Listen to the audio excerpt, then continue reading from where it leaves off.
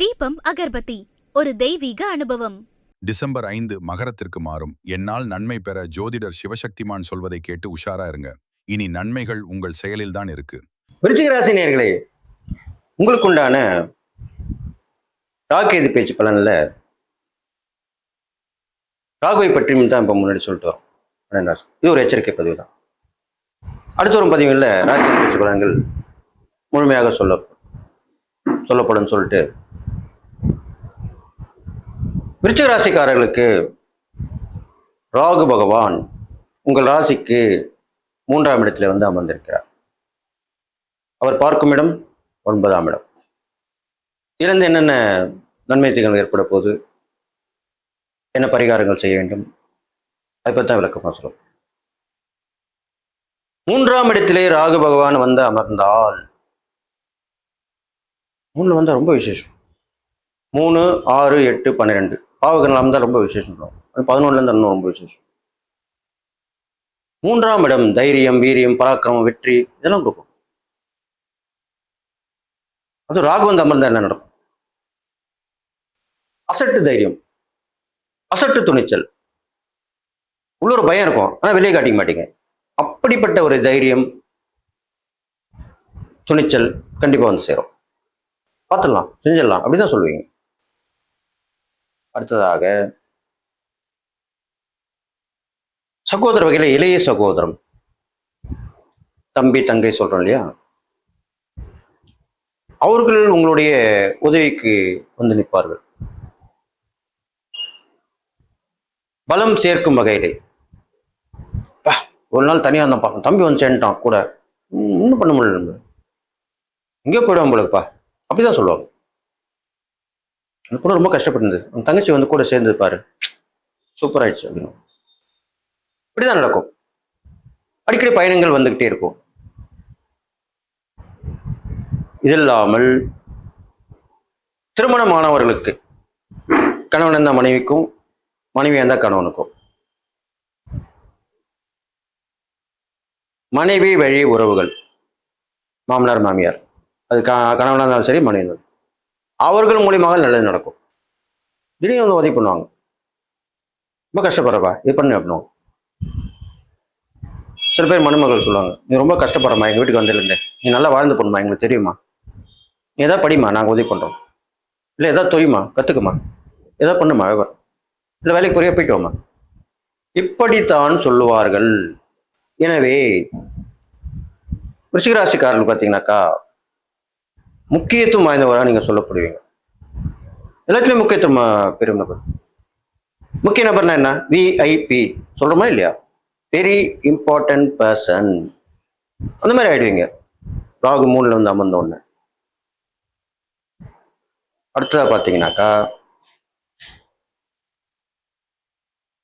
நல்ல ஒரு பிளான் பண்ணி அதில் வெற்றியும் பெற்றுருவீங்க, ஜெயிச்சிருவீங்க.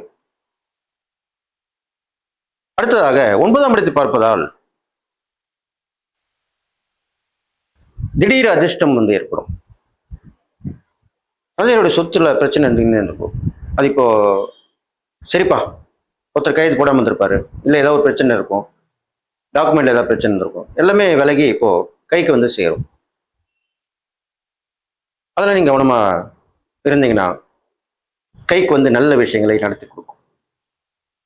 எதிர்பாராத அதிர்ஷ்டம் சொல்லுவாங்க. அதை ரொம்ப நாளாக கஷ்டப்பட்டுருந்தாப்பா, இப்போ வந்து சேர்ந்துச்சு அவன் கையில், இனிமேல் அவனை பிடிக்க முடியாது, இப்படிதான் சொல்லுவாங்க. அப்படிப்பட்ட வாய்ப்புகள் உருவாகும். அடுத்ததாக நிறைய பிரார்த்தனைகள், வேண்டுதல்லாம் வச்சிருப்பீங்களா, கஷ்ட காலத்தில் எல்லாமே அப்படித்தானே நினைக்கிறோம். அந்த சாமிக்கு வேணும், இந்த சாமிக்கு இந்த பிரார்த்தனை பண்ண, அதெல்லாமே இப்போ நிறைவேற்றி விடுவீர்கள், கண்டிப்பாக நடக்கும். அடிக்கடி பயணங்கள் ஏற்பட்டு அது மூலியமா நல்ல விஷயம் நடக்கும்.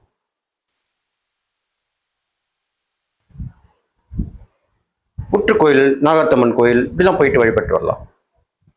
சனிக்கிழமையிலே ராகு காலத்திலே கருப்பு உளுந்து வைத்து 4 அகல் விளக்கு வைத்து நல்லெண்ணெய் ஊற்றி திரி போட்டு தீபம் ஏற்றி வர வேண்டும். இது பரிகாரம், ராகுக்கு உண்டான பரிகாரம். அம்மன் வழிபாடும் வந்தது. நாகம் வைத்திருக்கும் அம்மன் வழிபாடு ரொம்ப விசேஷமா சொல்லப்படும், அது பண்ணிட்டு வரலாம். இது இல்லாமல் இந்த விருச்சிக ராசிக்காரர்களுக்கு மறைமுகமாக தொல்லை கொடுத்தவங்க எல்லாமே வேலைக்கு போயிடுவாங்க. இந்த காலகட்டத்தில் கண்டிப்பாக வெற்றி பெறுவீர்கள். அதுலேருந்து மீண்டு வந்துடுவீங்க. எந்த ஒரு வழக்காக இருந்தாலும் வெற்றி உங்கள் பக்கம் தான் நிற்கும். பரவாயில்லையே ஜெயிச்சிட்டியே அப்படின்னு இது மாதிரிலாம் நடக்கும். ஆன்மீக சுற்றுலாக்கள் அடிக்கடி ஏற்படும். நிறைய கோயிலெலாம் போயிட்டு வருவீங்க. இந்த கோயில் போகணும், அந்த கோயில் போகணும்னு நினச்சினே இருந்திருப்பேன். அதெல்லாம் போயிட்டு வருவீங்க. கண்டிப்பாக ஏற்பட்டு தெய்வ அருள் கிடைத்து முடியாத விஷயம் எல்லாமே முடிச்சிருவீங்க. இதெல்லாமே நடக்க போகுது இந்த விருச்சிக ராசிக்காரங்கள். அடுத்ததாக தான தர்மங்கள் வரைக்கும் பார்க்கும் பொழுது என்ன நோயின்னு புரியாமல் இருக்கும் பாருங்க. நிறைய பேர் அதான் நீங்கள் பார்க்கணும், விசாரிக்கணும். ஹாஸ்பிட்டல், கவர்மெண்ட் ஹாஸ்பிட்டல் போனீங்கன்னா அதில் நிறைய பேர் இருப்பாங்க. அந்த மாதிரி என்ன நோயினே தெரியலப்பா, என்னை வந்து பார்த்து பண்ணிட்டு இருக்காங்க, தொடர்ந்து மாத்திரை மருந்து சாப்பிட்டு இருக்கலாம். அப்படிப்பட்டவர்களுக்கு தான தர்மம் கொண்டு வரணும். உணவு வாங்கி கொடுக்கலாம், மருந்து மாத்திரை வாங்கி கொடுக்கலாம், அவங்களுக்கு தேவையான பண உதவிகள், பொருள் உதவிகள் எல்லாமே செய்யிட்டு வரலாம். இதெல்லாம் கண்டிப்பாக செய்யணும். இதுதான் ஒரு சூட்சமான பரிகாரமாக சொல்லப்பட்டிருக்கு. இந்த ராகுவால் ஏற்படக்கூடிய தீய பலன்களுக்கு